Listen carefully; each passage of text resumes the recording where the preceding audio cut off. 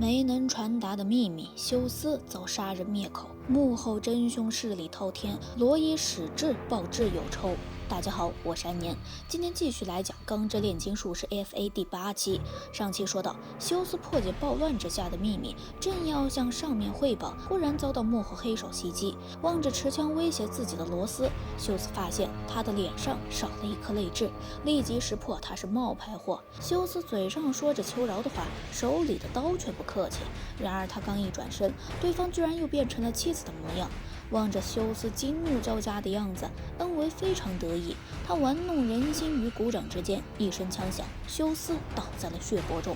电话此时终于打通，罗伊还以为休斯又是来炫耀老婆孩子，然而电话那头立即被恩维挂断。望着被血染红的全家福，休斯心中有万千不甘，这是他头一回没能按时回家，也是最后一次。此时艾尔利克兄弟还在中央市的阴霾之外，吃着休斯老婆做的馅饼，调侃上校太爱炫耀老婆和女儿，不过却是为人侠盗热肠。他们计划着等回圣特拉尔时，给休斯一家送点礼物。休斯上校的葬礼来了不少人，因为殉职，休斯被连升2级。年仅3岁的艾莉西亚还不明白死亡为何物，她只看到爸爸被掩埋，担心地下太冷太黑，让爸爸不舒服。只有礼枪声盖过人们的沉默，现场只有这对孤儿寡母的痛哭声。葬礼结束后，人们纷纷离开，罗伊独自站在休斯的墓前，苦涩地说：“休斯准将说要帮我爬到上面的人，却比我先上去了，你叫我怎么办？身为炼金术师，离那些禁忌的知识最近，所以罗伊忍不住思考人体炼成的可能性。只有感同身受，才能互相理解。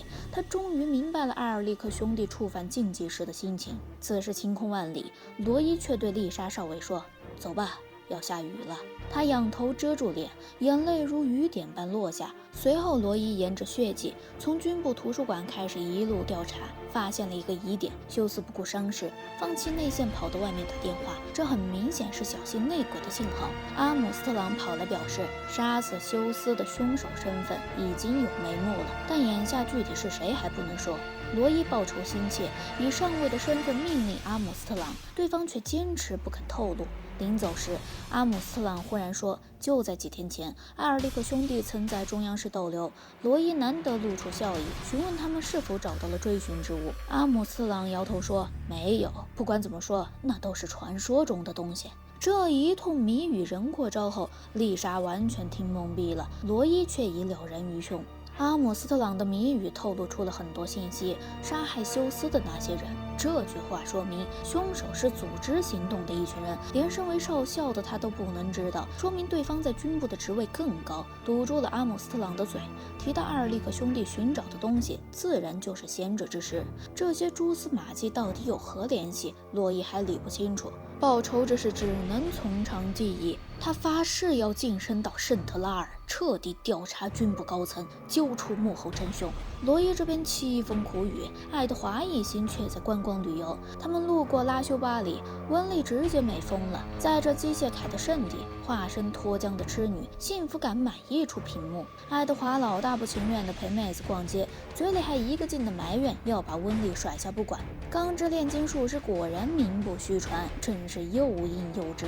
这座城市研究机械铠的风气盛行，市民们撞见爱德华的机械铠，对其工艺和少见的造型赞不绝口，直接将爱德华围了个团团转，当街开启了机械铠讨论大会，差点把他的内裤都扒了下来。爱德华逃出人堆后，猛然发现2兜空空，钱包和银怀表都被偷了。少年欲哭无泪，初来乍到就受到小贼的热情招待，真是热情好客的拉修巴里。市民们表示，这事多半是帕尼亚干的，那是一个专偷观光客的知名小贼。市民还指明了帕尼亚的住处位置，说他和一个叫德米尼克的机械铠技师同住。爱德华一行赶紧去追，在矿区差点被晒成人干，心说这小贼住的也太偏了。他们在吊桥处终于追上帕尼亚，爱德华气得当场炼成石枪猛追。面对如此恐怖的施主，帕尼亚居然还胆敢反抗。爱德华双手拍地炼成石墙，拦住女贼的去路，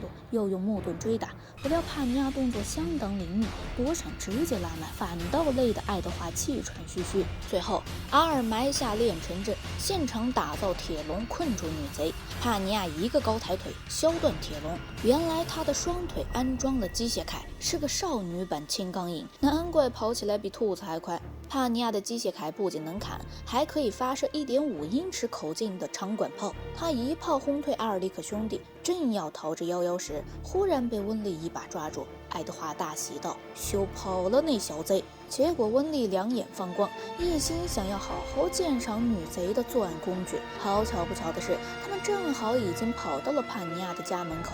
养父养母一开门，顺手邀请主角团进屋喝茶。温丽对帕尼亚的机械铠爱不释手，对打造出他的技师德米尼克更是佩服。他暗暗下定决心，当场拜求德米尼克收他为徒。老技师毫不犹豫地拒绝了，表示他从不收徒弟。爱德华来劝，还被骂成小水藻。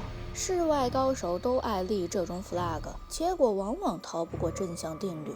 不久，外面下起了瓢泼大雨，大家聚在帕尼亚家无所事事。这家的女主人怀了孕，阿尔尼克兄弟倾听着腹中胎儿的声音，由衷地感到生命孕育的神奇。温丽和帕尼亚一番闲谈，得知了帕尼亚小时候遭遇车祸，不仅父母双亡，双腿也残废了。对任何人而言，这都无异于世界末日。在帕尼亚流落街头时，遇上了德米尼克，望着他那绝望麻木的眼神，老技师冷哼一声道，露出好像自己是世界上最不幸者的表情。看见你这家伙我就生气。说着，刀子嘴豆腐心的老头顺手将他捡回了家，还免费给他安装了机械铠，让他重新获得行走的能力。帕尼亚对老技师感激临涕，发誓要用一辈子向他报恩。文丽听完这番话，怒道：“如果你真想感谢他，那就不要再做扒手了。用偷来的钱报恩，只会抵辱恩人的善意。